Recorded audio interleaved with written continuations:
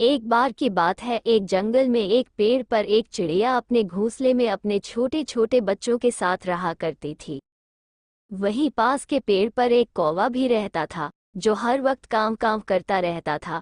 एक दिन उस कौवे ने देखा कि एक काला बिल्ला उनके पेड़ों के आसपास घूम रहा था। कौवे को समझने में देर नहीं लगी कि उस बिल्ले की नज़र चिड़िया के छोटे छोटे बच्चों पर थी। जैसे ही बिल्ला चिड़िया के पेड़ के पास आता तो कौवा जोर जोर से काम काम करने लगता। उसकी काम काम सुनकर वो बिल्ला दौड़ जाया करता था, पर चिड़िया को उस बिल्ले के बारे में कुछ पता नहीं था।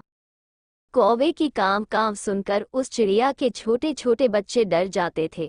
इस वजह से चिड़िया कौवे से परेशान होने लगी थी। एक दिन जब कौवा काम काम कर रहा था तो चिड़िया उसके पास गई और बोली, क्यों तुम सुबह शाम इतना शोर करते रहते हो? तुम्हारे शोर की वजह से मेरे बच्चे बहुत परेशान हो जाते हैं। तुम कहीं और क्यों नहीं चले जाते? और भी बहुत कुछ भला बुरा उसने कौवे को सुनाया। कौवे ने चिड़िया से कुछ नहीं कहा और वहां से चला गया। अगले दिन जब बिल्ला उस पेड़ के पास आया तो उसने कौवे की काम काम नहीं सुनी और बिल्ले को मौका मिल गया। वो तुरंत पेड़ पर चढ़ गया। चिड़िया उस बिल्ले को देखकर डर गई।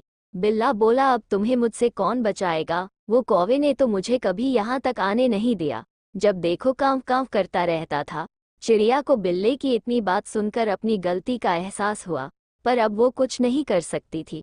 बिल्ले ने जैसे ही चिड़िया के बच्चे को पकड़ने के लिए अपना मुंह आगे किया, वही कौवा अपने और साथियों के साथ वहां पर पहुंच गया और उसके सिर में चोंच मार मार कर उसे वहां से भगा दिया और चिड़िया के बच्चों को उस दुष्ट बिल्ले से बचा लिया। तभी कहते हैं कि बिना बात की सच्चाई जाने हमें कोई फैसला नहीं लेना चाहिए।